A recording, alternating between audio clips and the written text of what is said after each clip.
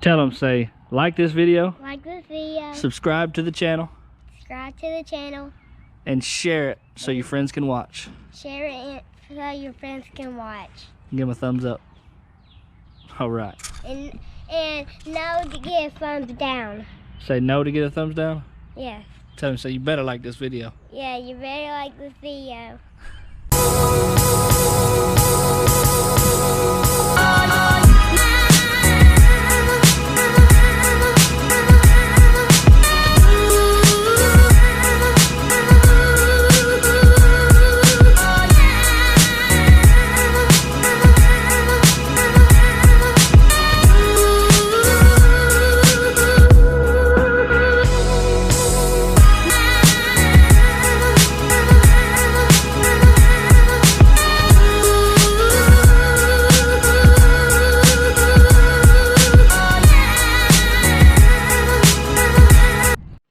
What's up, guys?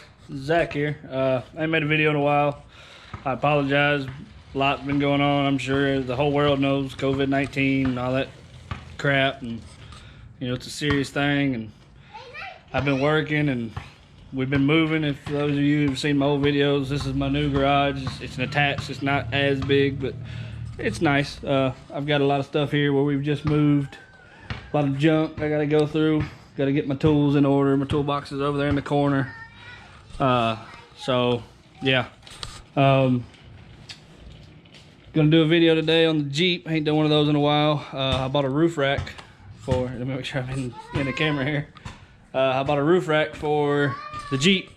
So for those of you who aren't aware, we actually just had our number 5 kid, our baby, named Emily Kate. And so I've got that 3rd row seat in the Jeep. It's a 7-seater, so we're a family of 7, so that's perfect. But when we go to Florida, which is to visit my family or go to the mountains or anywhere really, we don't have that storage space anymore, you know, that extra seat to put stuff. So I decided to order a roof rack. It's not the exact one I wanted. The one I want is the Gobi Stealth rack. It's about a $1,600 rack. So it's just not really something I can afford right now with everything going on. So I chose a little cheaper route, and I went with a EAG 4-door JKU roof rack. It actually mounts onto the top, just using the pre-existing mounting spots like the back window and all that. And when I'm done with it, I'll upgrade. To the Gobi Stealth when I can afford it, and use that use the EAG rack hopefully for like an overland build. You know, I'll put it on a trailer, and that'll be the rack that the, you know, rooftop tent mounts to. And so that's the plan, but let's get to it.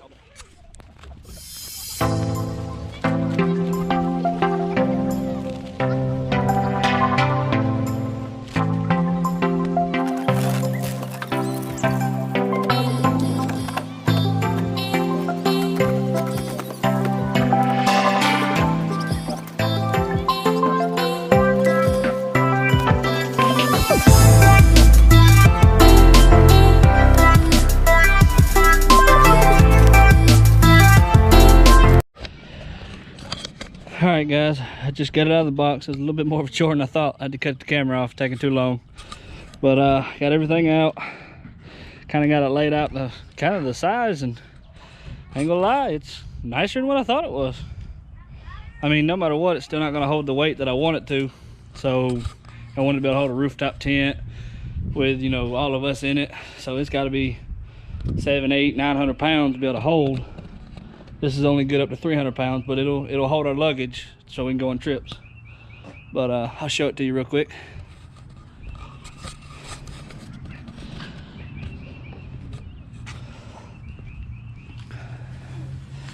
I've seen some videos that kind of say that look like they've sprayed it cheaply with that coating, and overall it looks like they maybe the past videos they've kind of upped their game a little bit, done a little bit better, but overall I'm pretty happy with it. It looks pretty even, got nice grit to it, and I thought this was gonna be a cutout, but man, that's nice right there.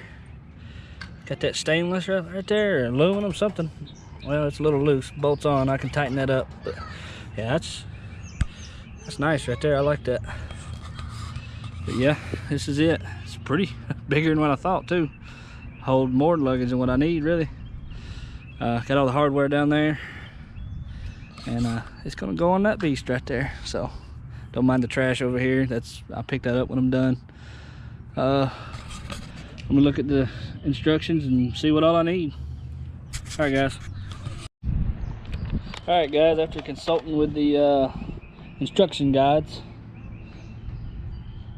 tools needed if you're interested in getting this is a 13mm wrench, 5/8 wrench, 5/8 socket, ratchet, of course, 10mm socket, flathead screwdriver, 5/32 Allen wrench, and 3/16 Allen head key. I mean, you can get that. Most people should have that. You know, I have probably more tools than some people do, just because I've always tinkered with cars and always buying tools when needed, and so I have all this. But for those of you who don't, who just got a Jeep and want it to look cool or something like that and don't really wrench on them all the time, you should have that laying around in a kitchen drawer somewhere. All right, let me get some more stuff laid out and we'll get to it.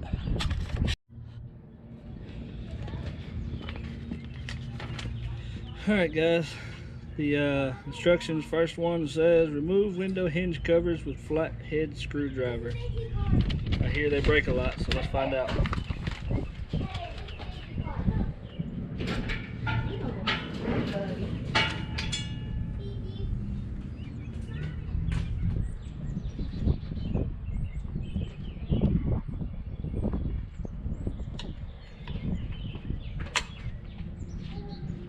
That's not hard.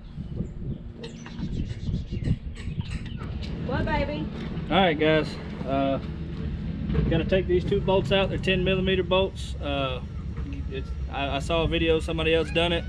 You got to actually hold right here, have somebody else hold it. Otherwise, these can, I can't even think, the lift gate shocks can push it out and make it harder than what it's supposed to be. So I got my wife to help me out.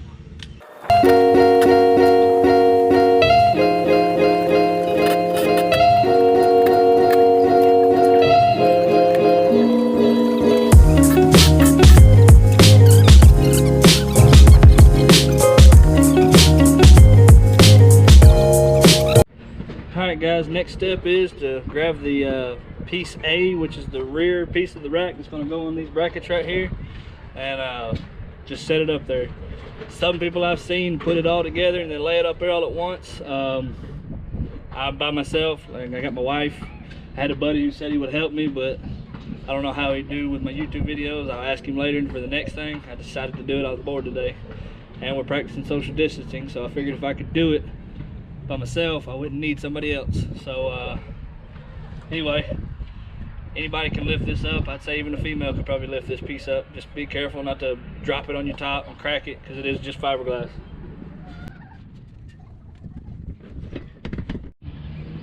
Alright guys, next step, simple enough. I want you to put the flat washer, the split washer, lock washer, whatever you want to call it, and the hex nut on the studs. So that's what we're going to do and get started.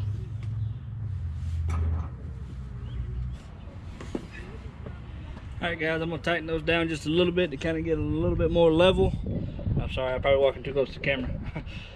Alright, anyway, I'm going to get a little bit more level, get a little bit more tension on it, but you don't tighten it all the way up until everything's on. That way you got a little wiggle room. So I'm going to do that now. Since we got our first hiccup here, they want me to put these on, but I got to put these on from underneath. So don't do that. Put these on first before you ever set it on the Jeep. Now I got to loosen everything back up, and I'll come back when I'm done all that. Alright guys, sorry about that, I got that done. Next step is, it says to grab the centerpiece and mount it up to the rear piece. So we're going to try that.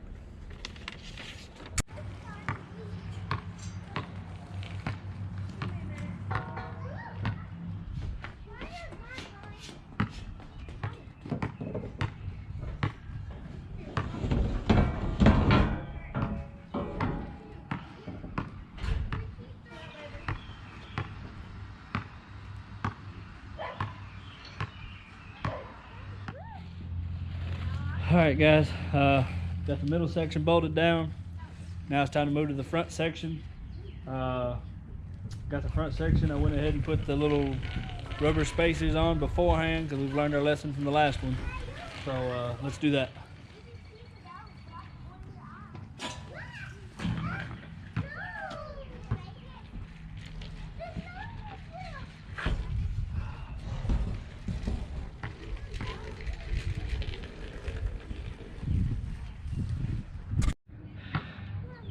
Alright guys, I've climbed on top of my Jeep.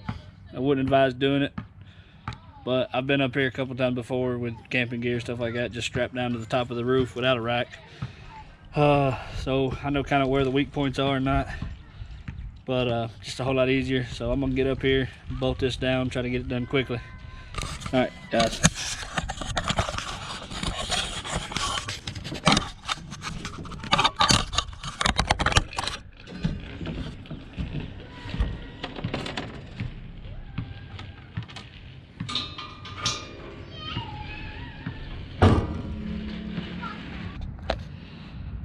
Alright guys, now we're starting to get a picture of what it's going to look like. I'd say it looks pretty good. Pretty happy with it for the money. I think it was 450, 60 bucks, something like that, shipped to the door. Got to put some brackets on the side right here where the doors go. And I believe that'll be it, but let's get to putting these brackets on. We'll see how easy it is. Alright guys, the next step is I've got the whole rack, all three pieces bolted together. I've got it sitting on top. I loosened the back up a little bit. It was a little too tight. That's why I said you don't want to torque it all the way down, because you're going to have to move it back and forth to get these holes for these front brackets in there. So I got all the bolts sitting up and ready to go, so let's do it.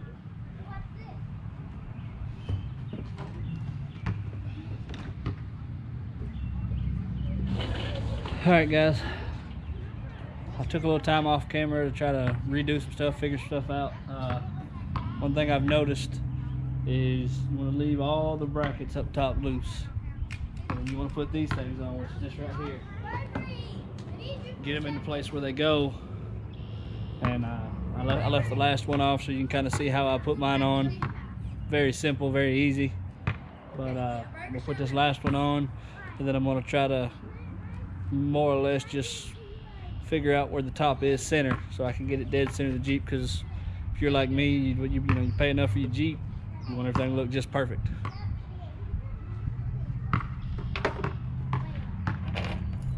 Got three Allen head bolts. Just open up the door.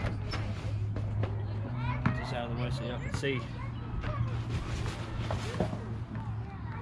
Yeah, just open up the door, place it inside that.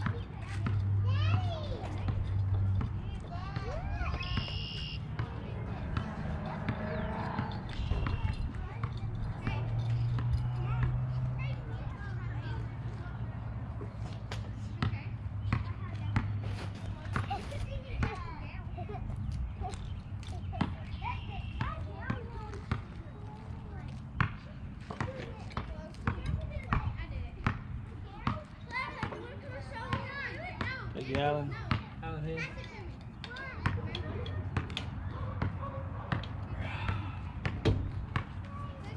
Alright, now I went ahead and tightened those up because those are where they're going to be. Now the top bolts that hold the rack to those brackets are still loose. So now's the time where you want to kind of get it where you want it, and then you bolt it down, and then you're done.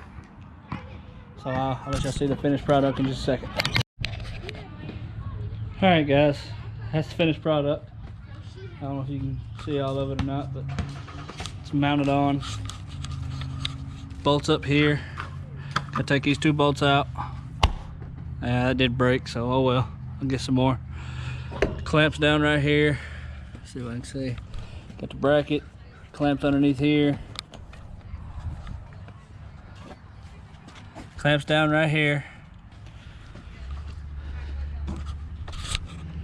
And then it's repeated on the other side.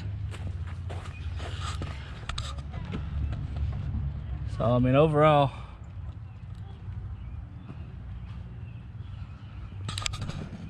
not bad. I think I'm pretty happy with it. It's probably worth its money. But